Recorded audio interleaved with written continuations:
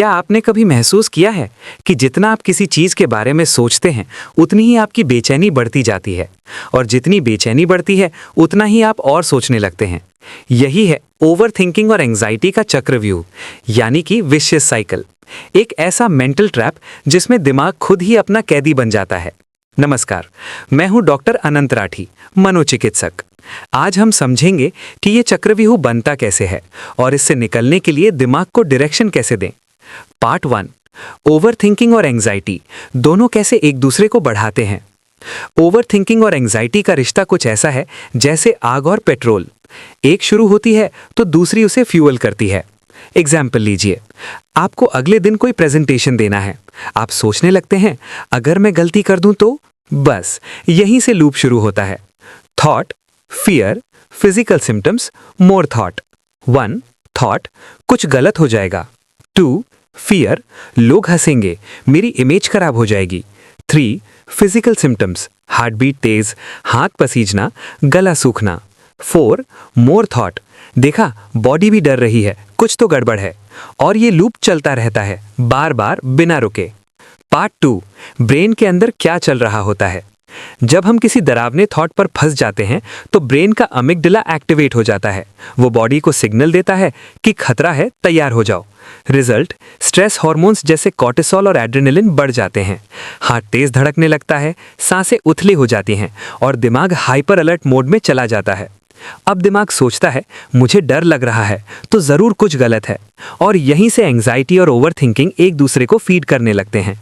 इसे कहते हैं feedback loop of fear. Part 3, CBT का इंसाइट।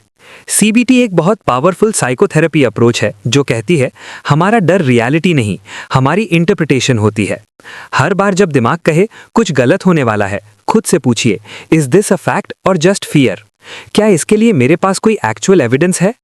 कई बार हमारा माइंड फ्यूचर को इमेजिन करता है जैसे वो सच में हो चुका हो, लेकिन रियलिटी में वो बस एक थॉट है, और थॉट को चैलेंज करना ही हीलिंग की शुरुआत है। Part 4, common patterns of over thinking plus anxiety. कई लोग कहते हैं, मैं सोचता नहीं, मेरा दिमाग खुद सोचता रहता है।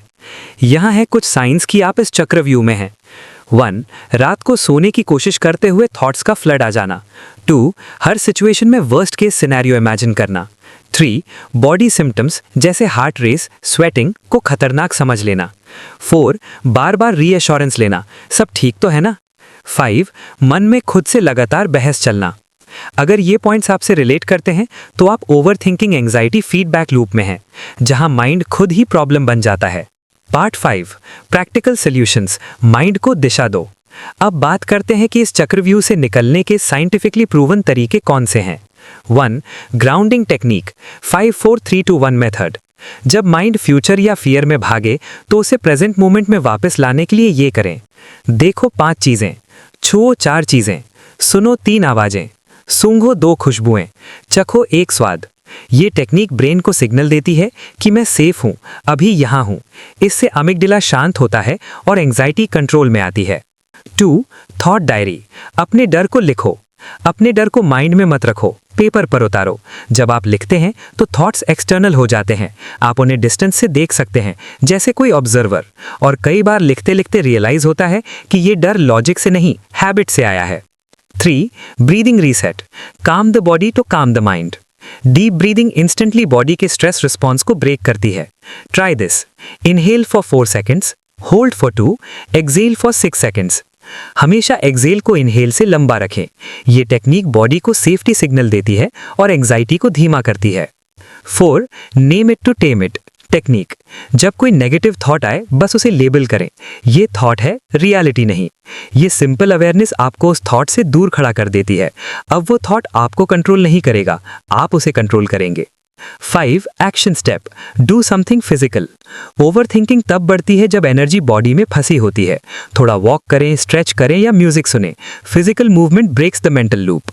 Part 6, final message.